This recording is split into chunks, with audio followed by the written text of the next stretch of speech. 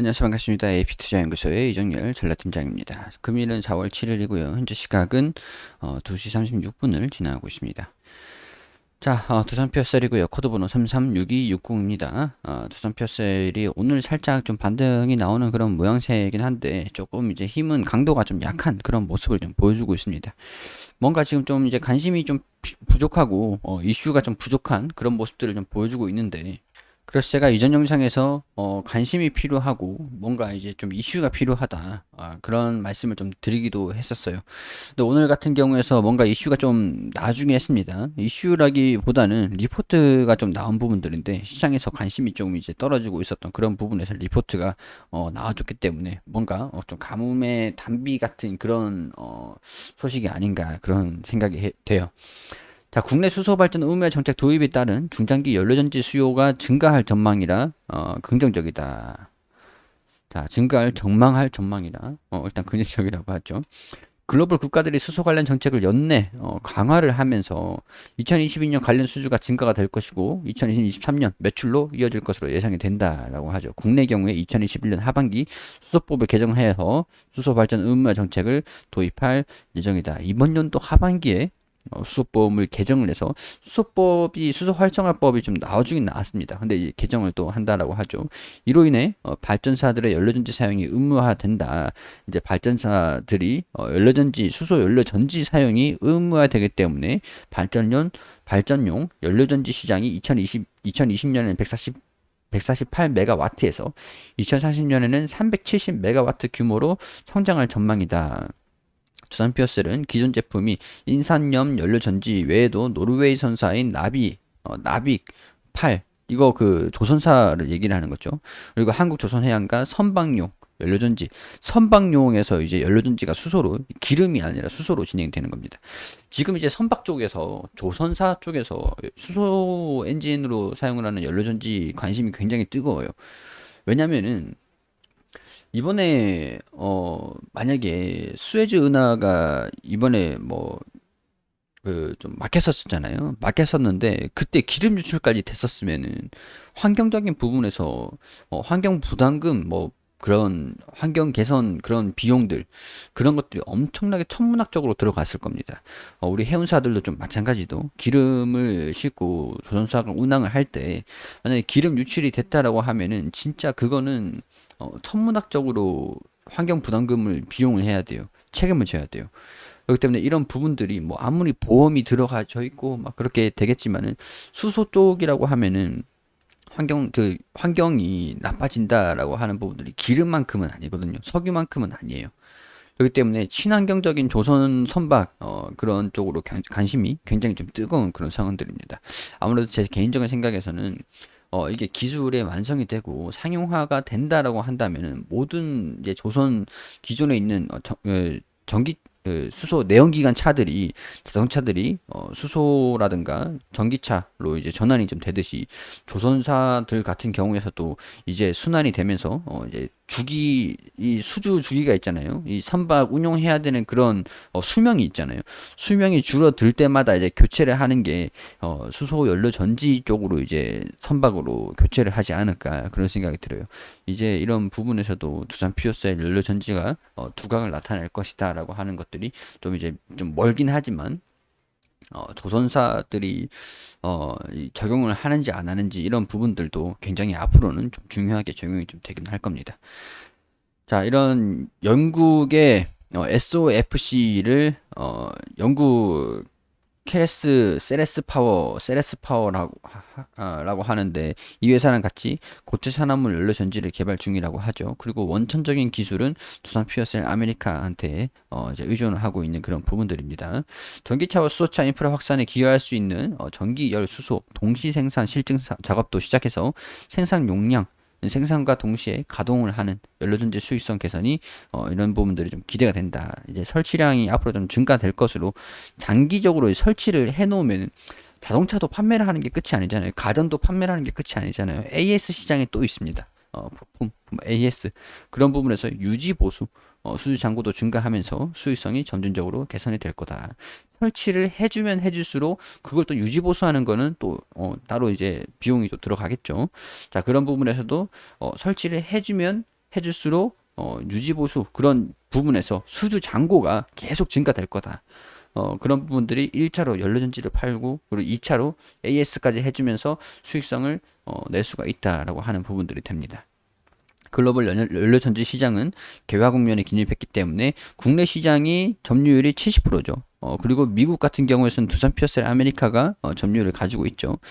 선전을 하고 있는 그런 부분들인데 사업자로서 사업 경영을 바탕으로 한 중장기 해외 시장 진출 가능성도 충분하다. 약간 두산 피어셀 아메리카랑 좀 양분을 할 것으로 보여요. 해외 시장 같은 경우에서는.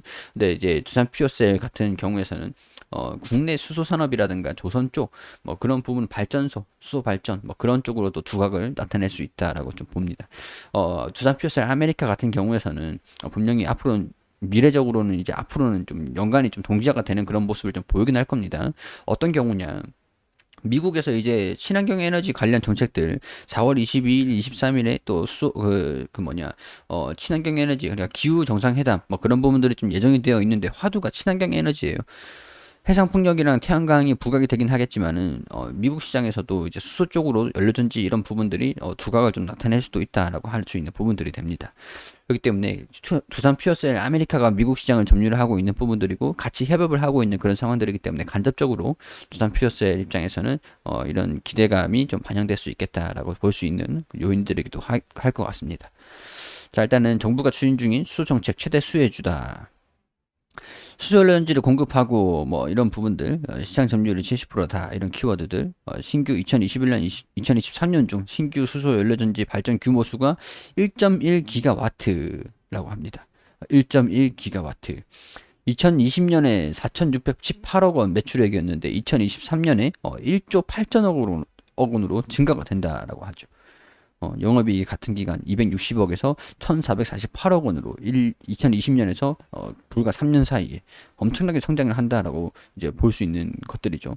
그러니까 두산피어셀이 국내 시장 점유율이 70%를 가지고 있는 부분들인데 정부에서 수소 쪽으로 좀 밀어붙인다라고 하면은 정부가 거의 뭐 보증을 해주다시피 해서 두산피어셀을 살려줄 것이다. 그렇게 볼 수도 있는 부분들입니다. 국내 신규 공장 생산시설 완공으로 미국 공장 수입 물량이 비중이 축소되면서 생산 단가도 더 이제 낮아질 것이다. 영업이익률이 증가가 될 것이다라고 보는 부분들이 되겠죠. 자, 이런 부분들 리스크도 당연히 있습니다. 정부 정책이 좀 지연될 수도 있다. 수소연료전지 발전 시장의 성장 속도가 둔화될 가능성들도 있다. 신규 경쟁사 유입이 된다라고 하면 시장 점유율이 하락할 가능성들도 있다. 자, 이런 부분들이 리스크라고 할 수 있는 부분들인 것 같은데 이거는 뭐 사실 모든 부분들이 다 그래요. 모든 회사들이 다 그래요. 자, 이런 소식들이 뭐 나와준 부분들인데 리포트가 이제 시장에서 관심이 좀 이제 좀 떨어지고 있었는데 두산 퓨어셀 같은 경우에 떨어지고 있었는데 지금 이제 서서히 다시 좀 관심을 가지려고 하는 그런 모습이라고 좀 할 수 있는 부분들인 것 같습니다. 오늘 뭐 시장도 그렇고 뭐 나쁘진 않은 시장 흐름들을 좀 보여주고 있어요. 다만 이제 두산 퓨어셀이 나쁘다라고 하는 것보다 시장 관심도가 좀 떨어졌기 때문에 주종을 좀 받았다라고 그렇게 보고 있습니다. 시장의 관심도가 조금 이제 최고조로 달할 때쯤 되면은 그때 돼 가지고 이제 비중 확대를 하실 건가 아니면 떨어질 때 장기 평선들 터치를 하는지 여부들을 좀 판단하고 이런 식으로 우행보하면서 장기 평선들이 올라와 주는 그런 흐름들을 좀 기다려 주던가 그런 부분들을 좀 체크를 하면서 평균 단가에 대한 부분들을 계속 관리를 해 나가면서 지켜보시는 게 좋을 것 같다라고 그렇게 의견을 좀 드릴 수 있도록 할게요. 그리고 우리 AP투자연구소에서 김용재 소장님께서 매일매일 무료로 종목을 추천해드리고 있습니다. 검색창에 AP투자연구소라고 검색하시면 상단에 홈페이지가 있습니다. 홈페이지로 들어오시면은 2021년 무료 추천 종목 여기 보이시죠? 여기로 들어오시게 되시면 여기 매일매일 종목을 추천드린 내역들이 게시판들이 확인이 됩니다. 자, 4월 1일 금요일 무료 추천 종목으로 들어와 볼게요. 3전 2승 1패 이렇게 기록을 했는데 자, 무조건 100% 수익이 나는 게 아니겠죠. 그렇기 때문에 손절가랑 목표가, 손절가 그런 것들을 반드시 좀 지켜주시는 게 굉장히 좀 중요합니다. 자, 9시에 러셀 현재가 6,250원 기준 매수 1차 목표가 6,430원 손절가 6,030원으로 대응하시라고 말씀드리고 9시 3분에 화승엔터프라이즈 현재가 18,550원 1차 목표가 19,100원 손절가 17,500원 그리고 9시 4분에 백산 현재가 1,950원 1차 목표가 11,300원 손절가 1,200원으로 대응하시라고 추천드렸습니다.